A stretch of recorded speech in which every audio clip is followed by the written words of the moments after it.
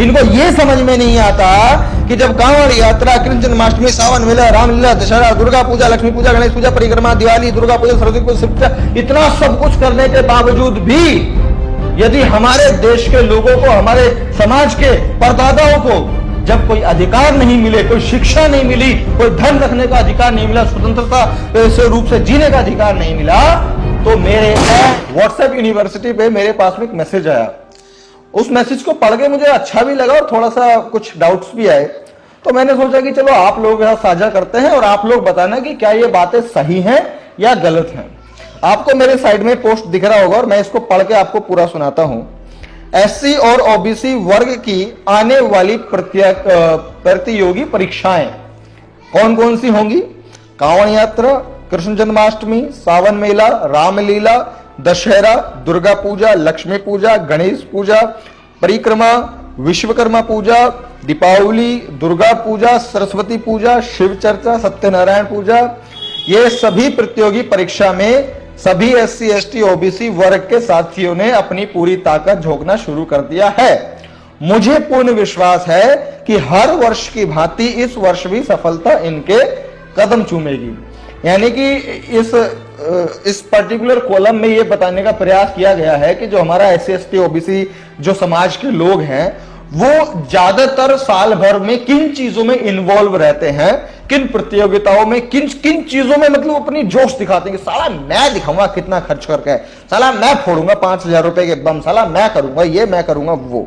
तो इन चीजों में वो दिखाते हैं।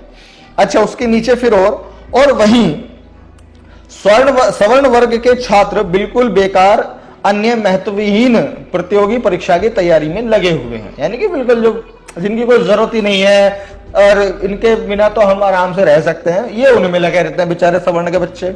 जैसे IAS, PCC, NET, JRF, PGT, TGT, SSC, railway, banking, IFS, junior primary teacher, NEET, IIT, SSC, UPSSC, CTET, UPTET, ये इनमें लगे रहते हैं। अच्छा, आगे आदि की प्रतियोगी परीक्षाओं में लगे हुए हैं और मुझे ये पूरा विश्वास है कि सवर्ण प्रतियोगी बच्चे एससी और ओबीसी प्रतियोगी बच्चों की तुलना में कम सफल होंगे, क्योंकि जाहिर सी बात है जो एससी, एसटी, ओबीसी समाज इन चीजों में लगा हुआ रहता है वो भाई सीधी भगवान से कनेक्टेड है, वो सीधी धर्म से कनेक्टेड है, वो सीधी आस्था से कनेक्टेड है। तो इनके अनुरूप वो लोग ज्यादा कामयाब होंगे और यही इस पोस्ट करने वाले व्यक्ति का भी कहना है। अच्छा, फिर एक बात और कहते हैं कि ओबीसी बच्चे जिन महत्वपूर्ण प्रतियोगिताओं की तैयारी में लगे हुए हैं उनसे धर्म रक्षा हेतु अवैतनिक धर्म रक्षक सैनिक तैयार होंगे। वे सैनिक दूसरे धर्मों से लड़ाई करेंगे जिससे सवर्णों की सरकार बनेगी। सवर्ण सरकार महत्वहीन प्रतियोगी परीक्षाओं से सफल सामान्य वर्ग के लोगों को बड़े बड़े पदों पर बिठा देगी। फिर ये सवर्ण देश को जमकर लूटेंगे, बेचेंगे और कुछ दिक्कत आई तो विदेश भाग जाएंगे। साथ ही सरकार में बैठे हुए हमारे ये सवर्ण धर्म भाई एससी और ओबीसी वर्ग के धर्म प्रेमी भाइयों को महंगाई, बेरोजगारी, बैंक ऋण आदि से तंग करके उन्हें आत्महत्या के लिए मजबूर करेंगे। पिछड़ों की बहन बेटियों से छेड़खानी करेंगे, विरोध करेंगे तो पिटाई के बाद उल्टे मुकदमे भी कायम होंगे। उसके आगे लिखा है, मगर कुछ भी हो मेरे एससी और ओबीसी वर्ग के भाइयों, आप धर्म रक्षा के पुण्य कार्य में लगे रहो और शूद्र बनकर अपने बुजुर्गों की तरह सवर्णों की निस्वार्थ भावना से सवर्णों की सेवा करते रहो। आपकी सेवा से खुश होकर आपके मालिक ब्राह्मण आपके लिए गली गली में मंदिरों का निर्माण आपके चंदे से करवा देंगे और आपके मरने के बाद आपके बच्चों से भारी कीमत लेकर भगवान से आपको स्वर्ग में प्रवेश दिलाने की सिफारिश कर देंगे। एससी और ओबीसी वर्ग के भाइयों, आपके ऊपर भगवान की कृपा और ब्राह्मण का आशीर्वाद पहले भी था, आज भी है और आगे भी सदैव बना रहेगा। आपको अपनी प्रतिक्रिया परीक्षाओं में सफल होने से कोई नहीं रोक सकता, आपका शुभ चिंतक। अब देखिए, ये एक बहुत इंटरेस्टिंग मेरे को मैसेज लगा जिसमें असामान्य रूप से बता भी बहुत कुछ दिया और कहा भी कुछ नहीं है। तो कुल मिलाकर के ये थोड़ा सा समाज के लोगों को समझने की जरूरत है, विचार करने की जरूरत है कि जिन कामों में हम साल भर लगे रहते हैं, अपने बच्चों को भी लगाए रहते हैं कि क्या उन कामों के परिणाम से आपका जीवन बेहतर भविष्य बन सकता है। और उसका परिणाम देखने के लिए, उसका प्रमाण देखने के लिए आप पीछे भविष्य में जाकर के देखो कि क्या किसी का भला इन सब कार्यों को करने के बाद हुआ है।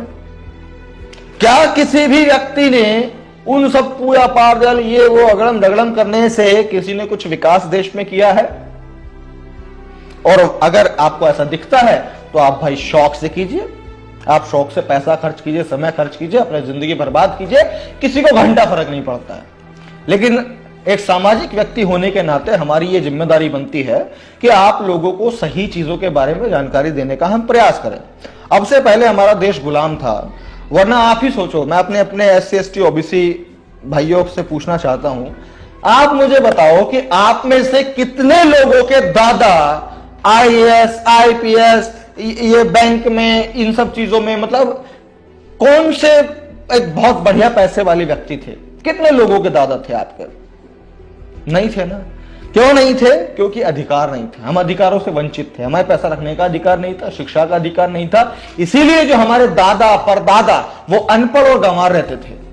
उसके बाद में हमारे पिताजियों ने संघर्ष किया, हमारे दादाओं ने संघर्ष किया, फिर पिताजियों ने संघर्ष किया। उसके बाद अब हमारी जिम्मेदारी है कि हम संघर्ष करके अपने समाज को, अपने परिवार को आगे लेकर के जाएं।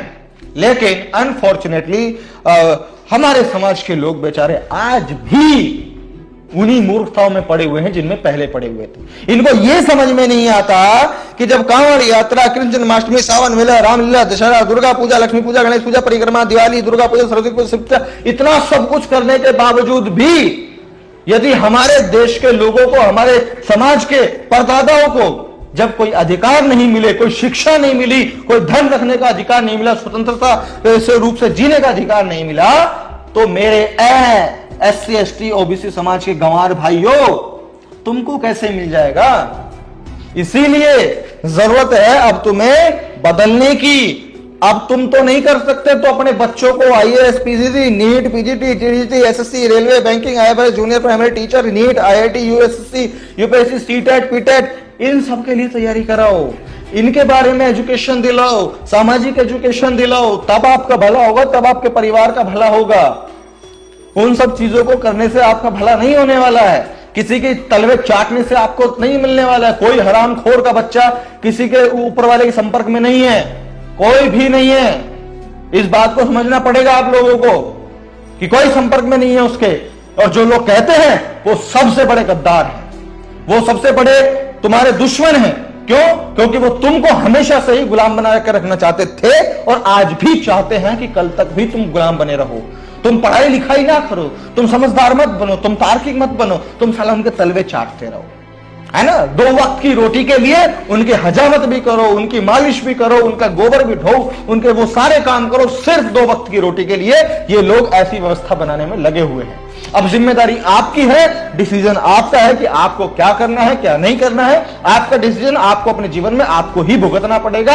अब आपकी मर्जी है, जो आपको करना है वो करो। अगर आपको लगता है कि ये वीडियो समाज के लोगों तक जानी चाहिए तो इस वीडियो को शेयर कीजिए ताकि हमारी मेहनत भी साकार हो सके और सही लोगों तक सही जानकारी पहुंच सके। तो ठीक है साथियों, मैं प्रशांत बोध, मिलता हूं आपसे अगली वीडियो में।